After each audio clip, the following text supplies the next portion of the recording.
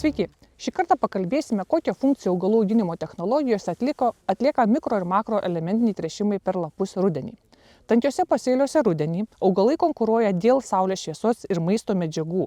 Dėl to tręšimai per lapus rudenį yra gyvybės ir išlikimo klausimas. Lyg tręšti ir nereikėtų per lapus, jei išsikrūmijusiuose pasėliuose viename kvadratiniame metre rudenį randame 750 000 stiebelių. Bet dažnu atveju javai dėl vienokių ar kitokių priežasčių pasižymi silpna fotosintezės veikla, yra retesni, jie yra dvigubai didesnio tankumo, vėlai pasėti ar purkšti herbicidais. O tai išduoda šviesiai žali netolygus laukai. Dėl to augalų imuniteto stiprinimui, cukrų kaupimui prieš žiemą, fotosintezės intensyvumo didinimui rekomenduojama tręšimui per lapus rudenį. Pavasarį, pirmais ontogenezės etapais, kalbant apie kviečius, kuomet dirvos našumas yra žemas, tręšimai per lapus stabdo pasėlių išretėjimą. Taip pat ankstyvais ontogenezės etapais padeda formuoti varpos segmentų skaičių. Tai tarpsnis yra BBCH 30-31. Visą augalų auginimo sezoną išlaiko augalų lapija naudingai veiklę. Akcinė bendrovė Linas Agro prekiauja Agronutrition plačia palete įvairių mikro ir makroelementinių produktų, kurių normos gali rentabiliai bei produktyviai kisti priklausomai nuo pasėlio būklės. Produktai yra labai aukštos kokybės, Linas Agro bendrovės naudoja šios produktus savo agrotechnologijose, neišimtis ir Žibartonių žemės ūkio bendrovė. Taigi jos agronomą mes ir pakalbinsime.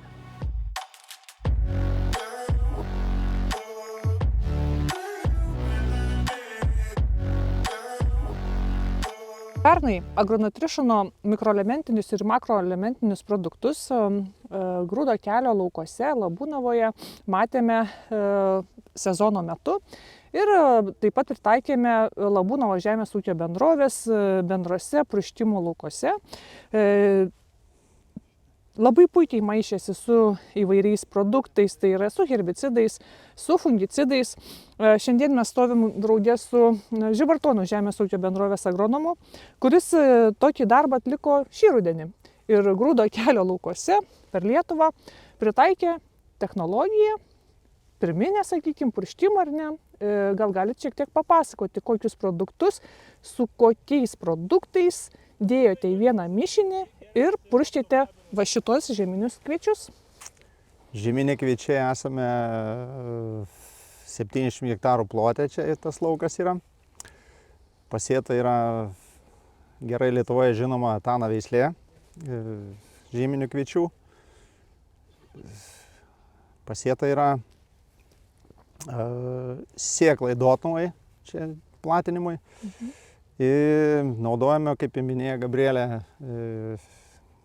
mišinius purškiame žolių ir panaudojame kartu ir mikroelementinės trąšas Nutrilition. Tai yra purkšta mišinių, Pontos 0,5 ir Diflufenikanas 0,2 ir Nutrilition trąšos. Agronutritiono trąšos. Tai yra Starmax MN po litrą, antistresantas NRG po litras ir Actiflow MCZ. 1 litras. 1 litras, jo, po 1 litruką. Taip. Tai ar kviečiai turėjo stresą, nes šiemet žinom, kad bet kokį herbicidą purškiant mes matėme šiek tiek chlorozių ant augalų, ant javų. Ypatingai gerai reagavo į chlorozės žieminiai miežiai. Aišku, ir kviečiai reagavo dėl to, kad buvo šilta, buvo daug drėgmės, augalai buvo tokie vešlūs, išleipę, kaip čia pasakyti liaudiškai. Tai jie reagavo į tos purškimus. Tai ar po šito mišinio pastebėjote chlorozių lauke? Tikrai labai tam lauke, tikrai to nėra. Galėsime apsilankyti kitose laukuose, kur to antistresanto arba nenaudojame, tai ten tikrai matosi ir yra. Supratau.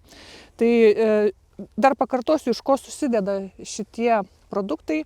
Tai buvo atiduotas kartu su Starmax MN manganas, fosforas, su Actiflow MCZ varis, manganas ir cinkas, tas, kas duoda fotosintezės intensyvumą, ir buvo įdėtas biostimuliatorius, agronutritiono biostimuliatorius NRG, kurio pagrindas sudaro polisacharidai, aminorūgštys, azotas, kalis ir kiti tokie stimuliuojantis medžiagos stimuliuojančias augalą.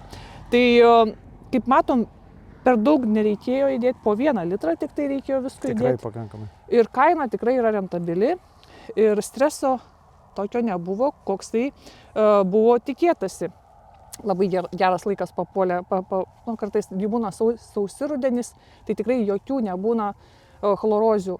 Tai tiek iš Žibartonių. Ačiū.